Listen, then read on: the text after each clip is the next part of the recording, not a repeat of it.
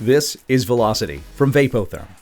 Each episode, we join conversations among clinical peers from throughout the country and throughout the hospital. In today's episode, we rejoin New York City ER physician Dr. Lou Rotkowitz, who we met in a previous episode, recounting his own experiences as a COVID-19 patient. In those conversations, he was with our own Director of Emergency Department Education and fellow ER physician Dr. Kirk Hinkley. Today, they pick up the conversation with Dr. Rotkowitz discussing COVID-19 preparedness early in the pandemic, as well as his recovery following his experiences as a COVID-19 patient. Vapotherm high-velocity therapy is a tool for treating respiratory distress. Vapotherm does not practice medicine, provide medical services, or offer medical advice. Any clinical recommendation in today's episode are solely those of the speaker. Please refer to instructions for use for any product mentioned during this episode. Now, let's rejoin Dr. Hinkley and Dr. Rotkowitz.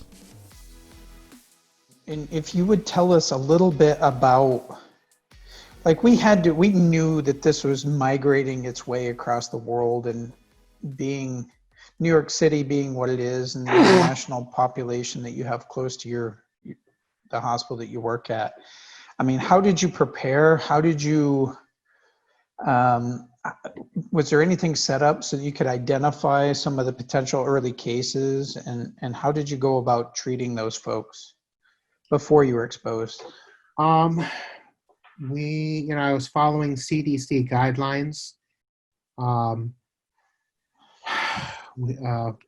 which was very challenging because things were changing day by day.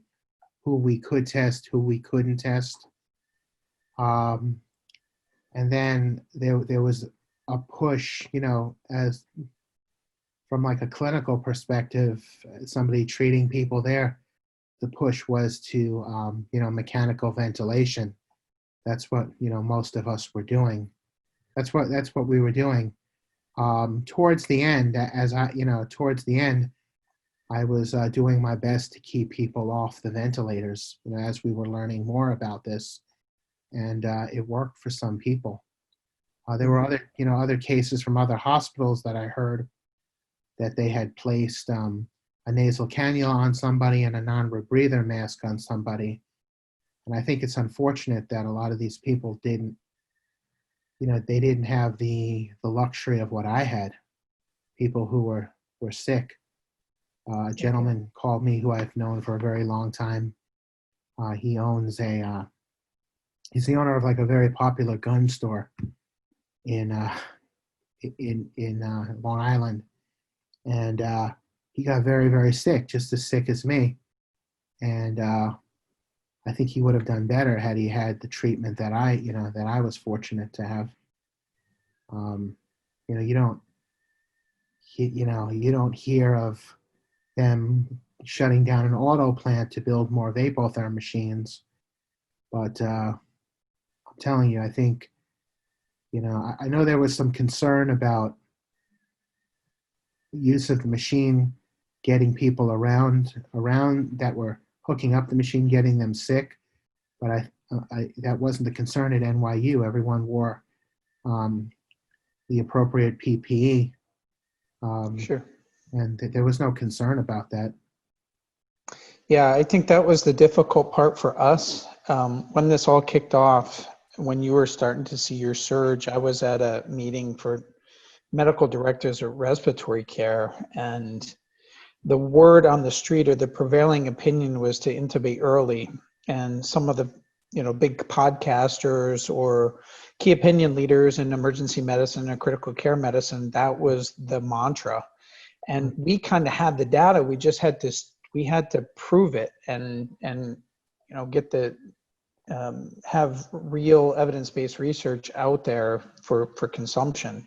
But fortunately, those things were able to happen really quickly, and those opinions started to change, and then that mantra was dropped really right around the beginning of April.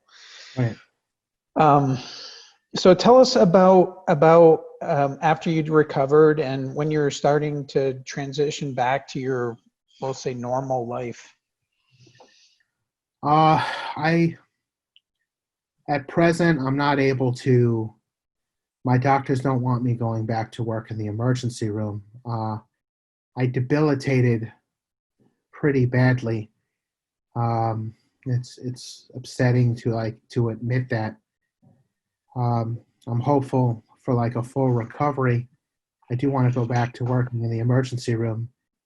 Um, I have I have some part-time per diem jobs that I do, and I'm also working on my master's in public health. Um, I'm doing the MPH up at SUNY Albany, and everyone knew about. I didn't realize how like a big deal this was. Like everyone in the school knew about, me being on the front line, and then getting sick, and they were very supportive. They gave me an extension on my final exam, and I'm hoping to get do a course this summer. But I still get I'm satting right now, 97, 98, resting. I'm glad I had like 3 or 4 O2 sat probes here. I just, I use, they're all in my doctor bags because I use it for when I do ringside medicine. And, it's an important tool to have, especially now. I'm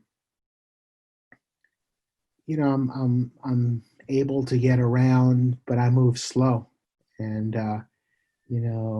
this thing has definitely done something to my lungs. Like emotionally, I've recovered. Have a lot of supportive people around me, family, close friends. But I started physical therapy. Like I'm doing physical therapy that like a elderly person is doing. I look around, I see elderly people in PT that are wrapping circles around me. But the other alternative would have been that I wouldn't have made it. So I just have to be glad that Yeah. God gave me a second chance. Have you had, since you've recovered, have you had any repeat chest x-rays or pulmonary function testing or anything to look at the impact on your lungs? Yeah, so I had a chest x-ray about Monday afternoon. I'm waiting for the results. I did it at an NYU affiliate hospital. I also reached out to a special pulmonologist. His name is Dr. Paul Schulster. I know Dr. Schulster from the, and I know what kind of work he does. Him and I took care of a lot of patients that were injured at the World Trade Center. And what's really concerning to me is that I feel like this was like another 9/11, but it was just like a 9/11, and the damage that it did was just, fast forwarded. Like, many of these 9/11 patients became sick over like a 10-year span, 10 to 15 to 20-year span. And, this bomb that dropped just got me so sick right away. I went into a city MD to get tested on Monday as well, and that COVID test was negative. So that's, I'm optimistic. And Dr. Schultz said when I have a negative test, he would bring me into his office, and we could start some pulmonary function testing. But the urgent care doctor at City MD that I went to on Monday, he listened to my lungs, and he's like, you better just chill out, relax, because they said that there's still findings that they hear when they listen to my lungs. Gotcha. The other thing I wanted to say was you talk to every doctor, you hear like a different opinion, different medicines to take. I take Symbicort. I also take this like a medication called like Incluse. I feel like these are medications like a COPD patient would take. Sure. It's crazy. So I'm just anxious to see what that'll. Yeah. It's you experience this firsthand, and honestly, I'm I'm a couple hours removed from the city, and we were kind of waiting for our turn and Right. when this would hit. And I had worked with, well, he's mostly a New York City based doctor, but came up to work where I did in Ithaca, New York, a guy named Paul Marino. And Dr. Marino, everybody knows the ICU book, right? That The Paul Marino? the Paul Marino, yeah. Yeah, I have his, if I spent 4 months doing ICU critical care during my surgical residency, and we were told if we didn't have that book, they would. Yeah. So, Paul works primarily in New York City, but he comes to Ithaca and works every month. And so I got to know him pretty well. And I had the baby blue version ICU book in the shelf. And when this all kicked off, I went and grabbed that, and I went back to the basic physiology. And the funny thing is, if you read his book, it talks about glutathione, it talks about zinc, it talks about the effects on surfactant and all that sort of stuff. I have this article from that was published, Respiratory Medicine Case Reports, written by Richard Horowitz, and I met him at a Lyme disease conference up by Mass General like a few years ago. He gave me his number. He wanted me to come work with him. I was under the impression I could take a weekend course on Lyme disease and become a Lyme disease expert. After I left the course, I never wanted to hear about Lyme disease again because it was just way too complicated. But fast forward, like this weekend, I see this thing online. I download the article. There was a daily news article about a medical student. I don't know if you saw this, whose mother had Lyme disease, and they started the glutathione again. And then I reached out to Horowitz by text message, and he said, "I'm giving an interview on CBS now." He goes, "I'll call you in a half hour." I sent him my chest X-ray, and he was like, "Is that you?" And I'm like, "Yeah." So I just started a glutathione N-acetylcysteine, like a liposomal CoQ10, and he wants me to reach out to a colleague in Connecticut to have my adrenal glands tested through a saliva test. He feels that the mitochondria in my cells are damaged. But today's day one of the glutathione. I just feel really tired. But it's something that I may have to stay on for a while. How do you think this experience with COVID is going to change the way that we practice medicine going forward? I think there's going to be a lot of telemedicine. There's going to be much more telemedicine.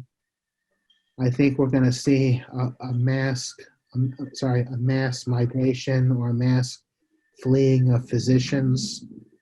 I think we're going to see more mid-level providers coming in.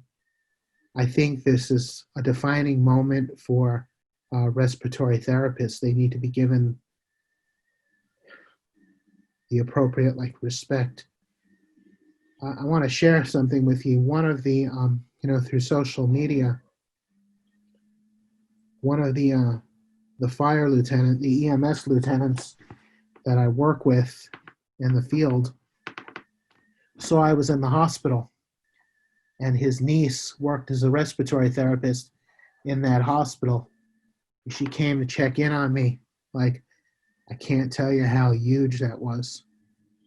Just having a friendly face, somebody to come in. And she checked up and made sure my vapotherm machine was working. And she says, she told me you had the best possible treatment that you could have had. There was nothing better. Are you aware of any of your healthcare colleagues that had similar difficulties or were afflicted? Yeah, a number of, I consider the folks I work with in the New York City EMS system, I consider them colleagues by all means, and many of them were afflicted. I had I knew one gentleman, an EMT Hodge, who I had taken care of as a patient in the 9/11 clinic. He very impressive man who was a commercial pilot, the nicest guy the nicest person you'd ever want to meet. Such a gentleman, humble gentleman. He passed away from this. Right now they're trying to get him like line of duty benefits to make this a line of duty death. Number of police officers I know had become sick with this. The colleague that I had relieved that night from the emergency room, a very brilliant, incredible older woman, physician, just an amazing physician. She got sick and I got sick. That was it. But everyone I talked to, I just try to kind of keep calm because they go, oh, I got COVID, but I don't think that they truly got as sick as I did, which really scares me. Really scares me. And now the frustrating thing is people are calling me and they're saying, hey, are you coming back, or when are you coming back? And I'm dealing with the reality of of the cards that have been dealt to me. Have you been approached to donate convalescent serum? No. I don't know how that would work. I don't. Unfortunately, I've been stuck so much. Uh-huh. I don't feel so comfortable with doing it, but well, you might need it too. What's that? Yeah. I heard at my hospital now that they're using it, but I guess if they twisted my arm, I'd be more than happy to, I do it. I've kind of surrendered now. I've realized I can't treat myself with this. It's too complicated. So I'll do it. I do what I have to do. So are there, I've taken up almost an hour of your wind here. No, it's all good. Is there any last comments that you'd like to make, or? The reality of it is there may be a second wave of this coming back again. And, I think we need all the help we can get. I had a lot of medicines. I'm a Western medicine guy, but I have to tell you, I have no doubt in my mind what kept me from being intubated, and Dr. Horowitz and I talked about this extensively. Had I been intubated, it would have been intubation, it would have been central line, arterial line, and post-traumatic stress disorder. And there was, now I'm hearing from Dr. Horowitz, a possibly 88% mortality from being intubated. So, Vapotherm kept me from being intubated. I think you guys deserve thank you for keeping me from being intubated. Thank you for saving my life. Yeah. Well, thank you for allowing us to share your story. One more time, I'll thank you, and have a good day. Be well, recover. Thank you, guys. And hopefully we can see you back in the trenches in some way, shape, or form. I'll be back. Thank you for joining us for this episode of Velocity from Vapotherm. New episodes are published regularly to YouTube, Google Podcasts, Apple Podcasts, Stitcher, Spotify, wherever you choose to listen to podcasts. And wherever that is, please be sure to subscribe so that you never miss an episode. Are you looking for more information on Vapotherm High Velocity Therapy? Learn more at www.vapotherm.com. Thank you again for joining us, and we'll see you next time.